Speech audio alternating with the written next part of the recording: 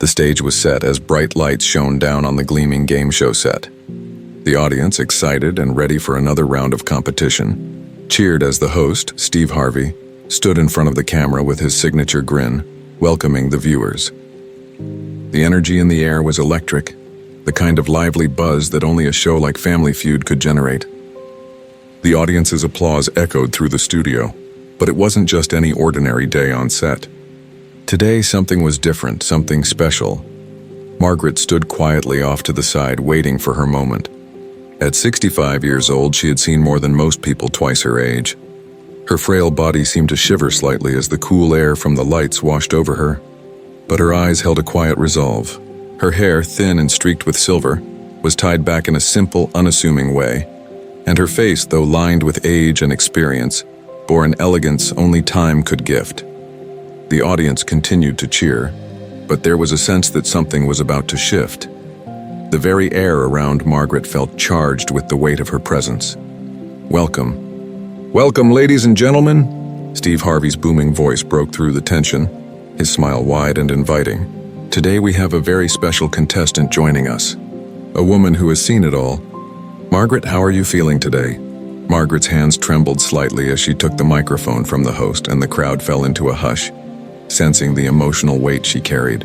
I'm doing fine, Steve," she said softly, her voice fragile but filled with a quiet strength. "Thank you for having me." Steve grinned and leaned in. "I have to say, Margaret, you've got the look of a fighter about you, even if it's not so obvious at first glance. What's your story? You're not just any contestant. I can feel there's more to you." Margaret looked down at her feet for a moment, her heart pounding, as if she were trying to gather the courage to speak.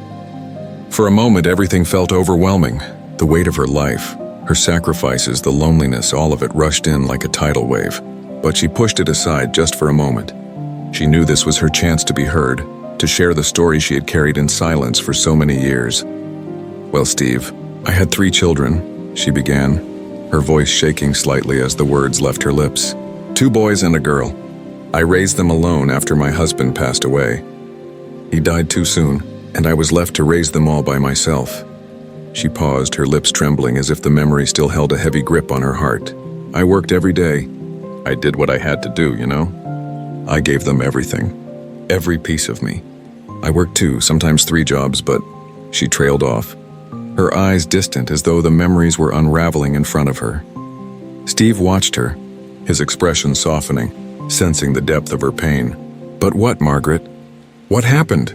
Margaret's gaze seemed to go even further away, her eyes clouded with years of loss. "But as time passed, my children grew up. They got their own lives. They went off to do their own things.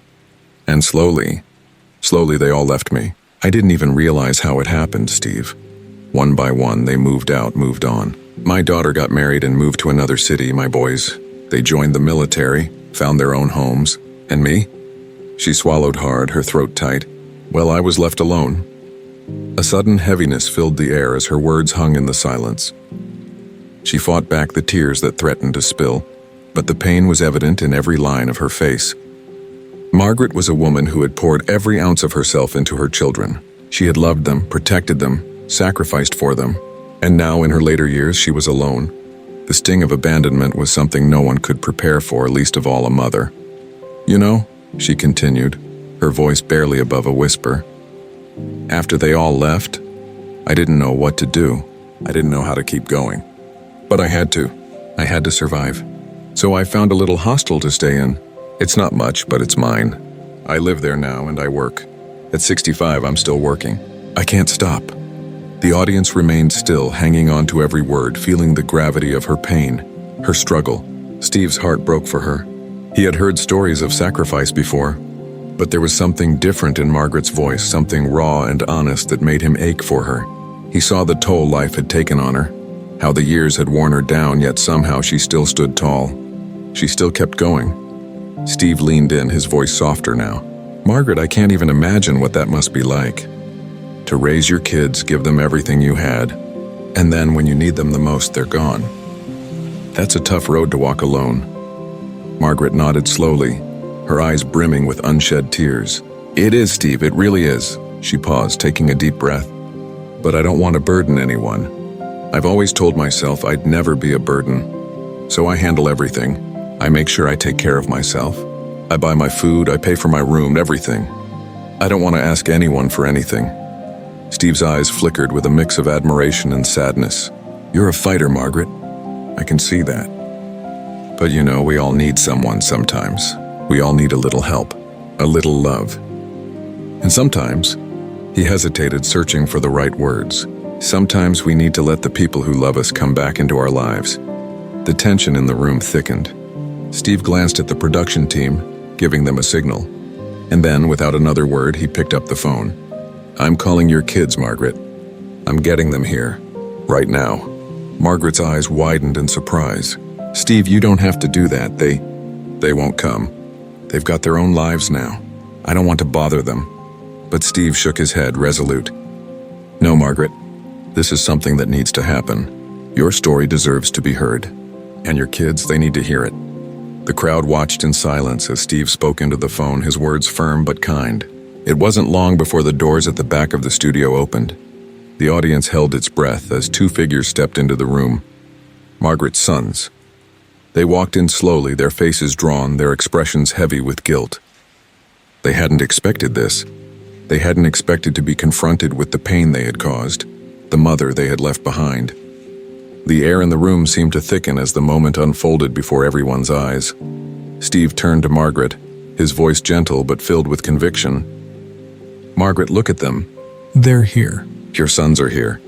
Margaret stood frozen, her heart pounding in her chest. She hadn't seen her children in years. She had no idea what this moment would bring, but she could feel her body trembling as she faced them. Her eldest son stepped forward first, his voice low and filled with regret. Mom, I'm so sorry. I should have been there for you. I've been selfish. I didn't realize how much I hurt you. His eyes glistened with the tears he fought to hold back. Margaret's breath caught in her throat. She wanted to say something, anything, but the words wouldn't come. Her heart was breaking, but in a way, it was also beginning to heal. Her youngest son followed, his head hung low. I'm sorry too, Mom. I wasn't there for you when you needed me the most. I should have come back. I should have taken care of you. Margaret's hands trembled, her body aching as she reached out for her sons. They stepped forward one by one, wrapping their arms around her. The weight of the years melted away as she hugged them tightly, feeling the warmth of their embrace, the warmth she had longed for. Her daughter, who had been silent until then, stepped forward. Her face was flushed, her eyes filled with emotion. Mom, I don't even know what to say. I can't believe I let you go through all of this alone. I'm so sorry. Please forgive me. The tears fell freely now. Margaret's heart swelled with a mixture of sorrow, relief, and love. You don't have to apologize, my darling. I just wanted to feel loved again. And in that moment, the floodgates opened. Margaret's children, the ones who had left her behind, were finally here, finally acknowledging the pain they had caused, finally offering the love and care that she had once given them so selflessly. The audience was silent, the emotional intensity of the moment overwhelming. And then Steve Harvey, with his voice steady and full of wisdom, stepped forward. Ladies and gentlemen, let this be a lesson. Your parents are your guests in this world.